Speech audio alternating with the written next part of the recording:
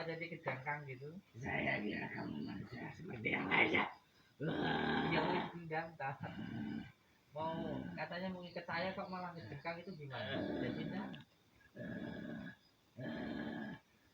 Maafkan saya. Saya ngapain kamu ya enggak kok bisa suruh melepasin saya. Saya ngapa-ngapain kamu enggak. Jadi kamu yang ganggu orangnya ini di Malaysia. Iya. Kamu yang ganggu. Iya. Kamu yang ikat. Iya. Yang ikat orangnya ini. Iya. Tahu gara-gara kelakuan kamu orangnya sekarang masuk penjara itu. Salah satu kualat. Kamu itu kelakuannya tidak benar loh. Ayo sekarang kalau kamu sakti coba kamu lepasin ikatan itu kalau kamu bisa. Kalau kamu tadi ngikat saya, kalau kamu keikat sendiri biar tahu. Tidak bisa. Tapi kamu ikat saya. Ya kalau kamu sendiri yang terikat itu biar tahu kamu itu. Tak jelas. Ya terus kita aja yo. Beda gitu aja tak tuh. Lepaskan. Ya no, kamu kerjanya kayak gitu biar kayak gitu aja. Biar selamanya aja dari situ. Ikat di sini. Lepaskan saya. Kok dilepas? Ampun. Ampun saya. Ampun itu sama saya kamu itu. Tadi ngikat saya. Habis ngikat kok ngejengkang gitu malah.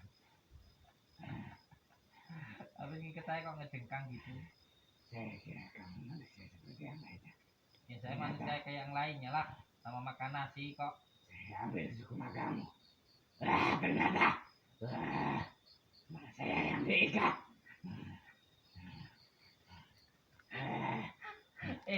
Kamu tadi gigit saya nih loh. Tadi kamu bisa gigit saya. Lah kok sekarang ngejengkang. Pas gigit saya lagi. Iya. Terus saya lepasin kamu biar kamu bisa seenaknya gangguin orang gitu ah. Kamu saya lepaskan biar kamu bisa seenaknya gitu.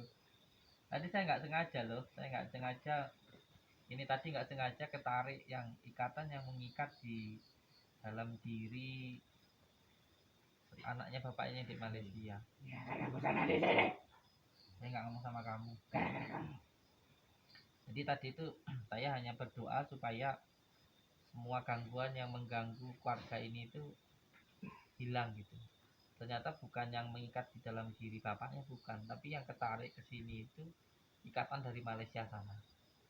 Jadi banyak hal yang mungkin tidak kita ketahui ketika kita menarik benda pusaka untuk memanggil, atau kita takdil, bahasa Arabnya itu mentakdilkan, mendohirkan. Terkadang walaupun kita mendohirkan yang di sini, yang dohir itu bukan barang yang di sini, ini jarang orang diketahui. Jadi kadang kita membayangkan di Gunung Tidar atau di Gunung Lawu. Ketika kita wirid di sini, bisa sesuatu yang dohir di sini itu barang dari sana. Jadi bukan berarti kalau kita mendahirkan barang yang di sini, itu barang yang di sini itu enggak. Ini perbedaannya ilmu fisika dan ilmu gaib itu. Ada sesuatu hal yang enggak bisa dinalakan. Saya sendiri juga enggak ngerti. Jujur saya enggak ngerti karena saya cuma berdoa saja. Jadi yang muncul itu pun juga kadang di luar dari pengetahuan kita. Jadi tadi ketika kita berdoa untuk supaya gangguan yang mengganggu keluarga ini itu lepas, ternyata yang diganggu itu malah yang berada di Malaysia. Yang di sana itu terganggu, mohon maaf, benar enggaknya saya enggak tahu, Allah alam bisawab. Kalau benar ya itu dari Allah, kalau salah itu murni kesalahan saya. Jadi ada keluarga ini, masnya yang di Malaysia ini terganggu karena ada ikatan dari seorang lah gitu intinya. Nah, menggunakan ikatan yang digunakan itu, ikatannya itu menggunakan dari golongan bangsa jin atau jumut atau jin dari, karena jin itu paling bisa menyerupai dalam bentuk hewan, dan hewannya seperti kukang itu tadi. Hah? Seperti kukang. Kukang itu saya sendiri nggak ngerti apa kukang itu. Itu yang digunakan di sana. Dukun Malaysia itu menggunakan kukang. Itu apa, rambutnya itu ada kayak kulitnya itu ada rambutnya itu merangkak. Niatnya yang ketarik dari sana gitu. Dan ini gitu. Tadi saya sempat menyerahkan diri saya untuk menggantikan untuk saya mengikat. Disuruh ngikat saya malah dia sendiri terikat.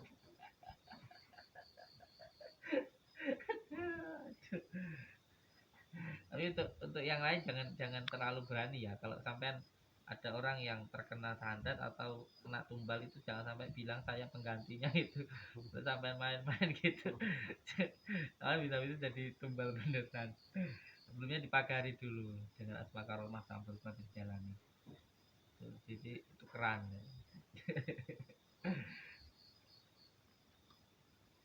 Taman biar di sini aja lah. Tidak mau. Ini tadi yang dimakan. Pisang mentah. Ini nanti selesai, waduh, ngulutin. Muka-muka ini nanti. Ikat apa? Kelet.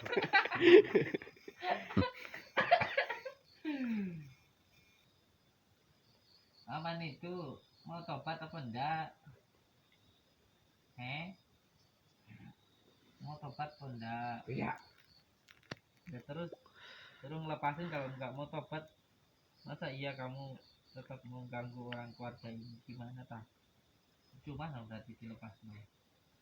Kalau nggak mau ya biar gitu aja, tak Jarno gitu aja. Jarno ya sih. Baik.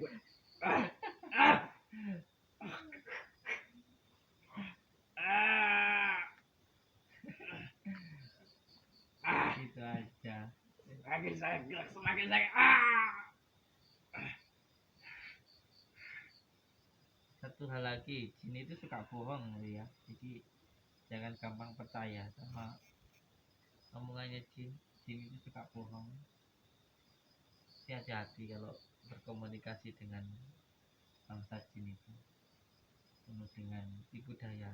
Jadi harus berhati-hati jika berkomunikasi dengan bangsa gaib, terutama untuk santri-santri atau untuk saudaraku yang mengambil program gemblengan jarak jauh yang berada di Malaysia maupun di Singapura, yang paling banyak di Singapura. Hati-hati kalau yang mengambil program gemblengan ketika belajar untuk mediatoran, membuka portal seseorang untuk dijadikan mediator. Hati-hati sekali ketika berkomunikasi, sebab banyak hal-hal yang disampaikan oleh bangsa jin itu bohong. Nanti kalau bilang yang ada tetangganya atau saudaranya itu malah jadi masalah baru itu. Jadi boleh saja menggunakan mediatoran, walaupun ini masih banyak menjadi perdebatan di kalangan ulama. Tapi kalau yang saya ketahui sih ketika melakukan pengobatan itu ada kata makfunya, bahkan mengobati seseorang dengan babi pun boleh, dengan saya pun pernah diobati dengan tulang babi itu, pernah waktu saya sakit itu sama guru saya, sama kiai saya ya, karena posisi sakit. Jadi kalau posisi sakit itu sama kayak orang mau dioperasi telanjang bulat pun ya tidak apa-apa, karena posisinya sakit itu darurat. Di dalam usul fikih itu ada kata darurat. Jadi kalau memang darurat ya, kalau memang obatnya yang haram pakai daging anjing ya nggak apa-apa. Ini kalau ada yang mau debat ya silahkan, tapi pakai ilmu ya, jangan pakai nafsu. Kalau cuma ngata-ngatanya saya nggak mau. Tapi kalau debat pakai ilmu nggak apa-apa. Kita debat secara usul fikihnya. Kalau ngobatin orang dengan cara apapun boleh, termasuk dengan menggunakan yang najis maupun yang haram, karena itu darurat gitu, darurat itu. Makanya saya kemarin ngerukyah di debat juga karena megang seseorang ya, karena darurat gimana. Nah, sedangkan orang itu kalau nggak dipegang nanti natapin kepalanya di tembok, kepalanya pecah waktu dirukyah, apa nggak saya dituntut sama suaminya. Akhirnya saya pegang. Nah itu pun juga jadi perdebatan karena saya pegang perempuan. Itu kan darurat ya. Seperti ini juga pengobatan untuk mendeteksi dengan menggunakan basyiroh. Jadi ada yang menggunakan basyiroh, ada yang menggunakan terawangan, ada yang menggunakan raka sukma, ada yang menggunakan mediatoran seperti ini ya. Salah satunya teknik pengobatan untuk mengetahui yang siri, kalau belum mampu untuk raka sukma ya mediatoran seperti ini paling simpel kan gitu. Jadi kalau menggunakan mediatoran itu hati-hati ketika menanyakan sesuatu ke jin tersebut.